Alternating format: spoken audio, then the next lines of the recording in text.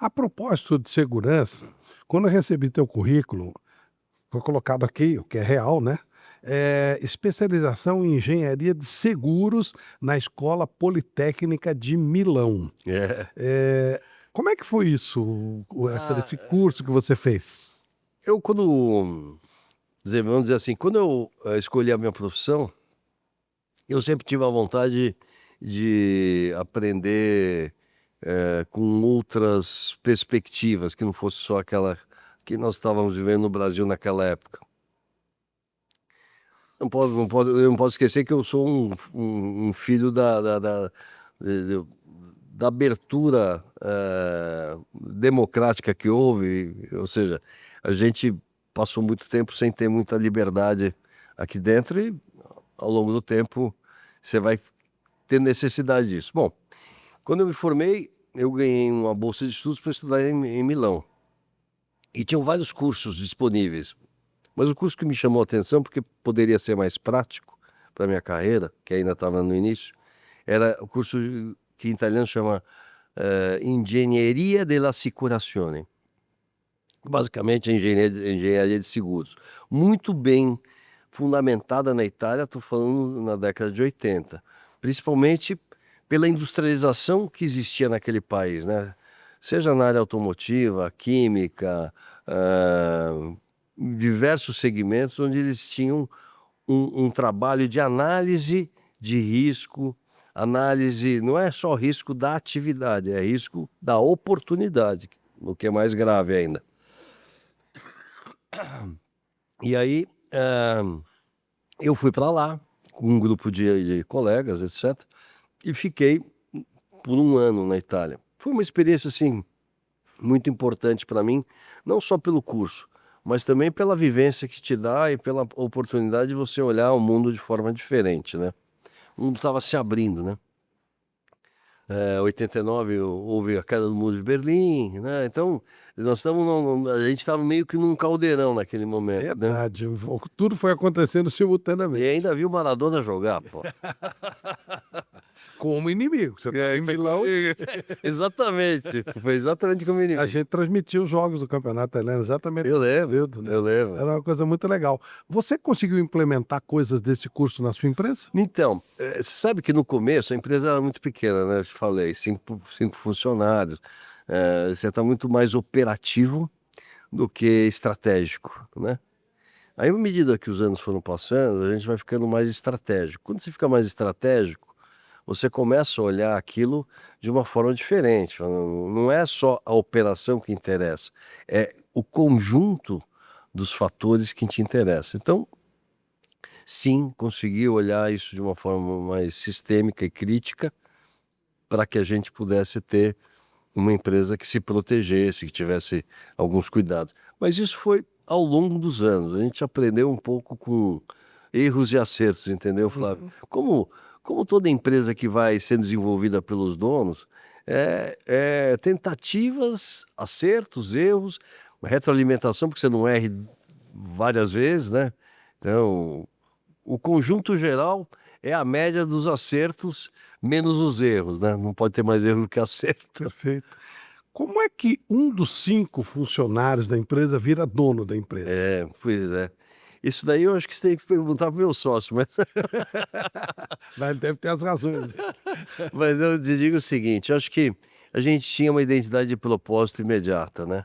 Você sabe que quando a primeira entrevista que eu tive com ele, ele me fez uma pergunta que eu não esqueço, até virou tema até de da história da própria empresa. Quando ele me pergunta o seguinte, falou: "Bom, você é jovem e tal, por que você viria para minha empresa, que é uma empresa que está começando agora, sem muita projeção", assim, naquela época. Falei para ele: "Porque aqui eu vou fazer a diferença", né. Eu tinha esse sentimento. Pela ligação que eu, eh, tive com ele imediatamente, nas conversas pré-contratação que nós tivemos, na sinceridade, na objetividade que Tem ele teve. proximidade da idade, né, vocês são É. da mesma Isso geração. ajuda também. Mas fundamentalmente, Flávio, você sabe, e eu acho que você concorda comigo, as ligações se dão profundamente quando você tem valores e princípios Sim. muito próximos, né? E aí, à medida que a empresa foi crescendo, eu fui me destacando e fui tendo uma atuação que foi valorizada. Eu nunca pedi nada para ele, pelo contrário. Ele sempre foi uma pessoa muito generosa no sentido de saber que eu tinha a capacidade produtiva Você trabalhava como engenheiro. como engenheiro. Fui virar sócio em 1990, eu entrei em 86, 4, 5 anos depois. Por que que ele precisou de um sócio? Eu acho que ele na realidade percebeu que a gente se complementava.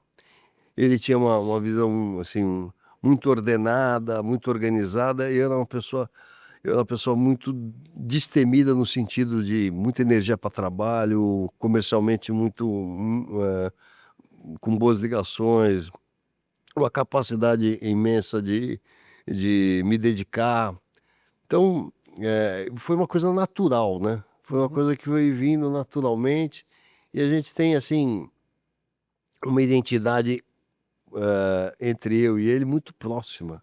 Então, mesmo com perfis diferentes muitas vezes, mas com conceitos, ideias e integração totalmente alinhada.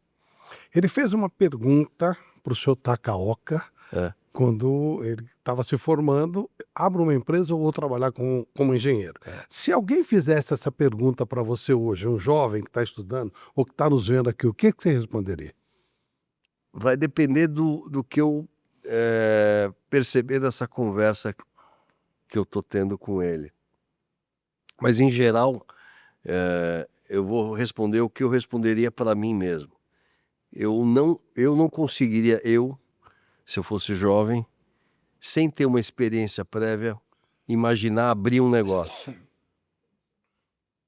Hoje, as circunstâncias de abrir um negócio, elas estão mais difíceis. Hoje, todo jovem quer empreender, né? Se você sentar com um jovem para Sim. perguntar, ele vai falar: "O que você quer fazer?" "Quero empreender." Aí fala: "Empreender com o quê?" Fazer exatamente o quê, né? E, e eu, pessoalmente, eu acho que a experiência corporativa, ela te dá alguma bagagem para você seguir o seu caminho, né? Eu tenho uma sobrinha que entrou numa empresa francesa e que tem todo um regramento, empresa multinacional, etc. E eu falei para ela: "Isso é muito bom para você, para o futuro, se você quiser continuar como executivo, como profissional de uma organização, ou se você quiser fazer o seu negócio. Você tem os pilares e as bases Que é para só que aquilo adapta, né, aconteça." É. adapta aos seus valores. Hoje, eu te diria o seguinte: é mais difícil pelo regramento,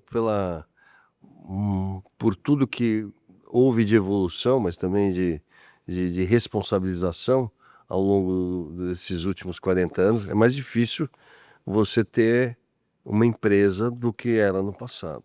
Mais difícil. Mais difícil, né. Então, nós temos uma economia felizmente mais formal, né, onde você tem que cumprir diversos ritos, legais, né, não que naquela época você não precisasse, mas a informalidade existia, principalmente no segmento de construção civil, né. O empreiteiro, cansei de ver empreiteiro, não tinha nem nota fiscal.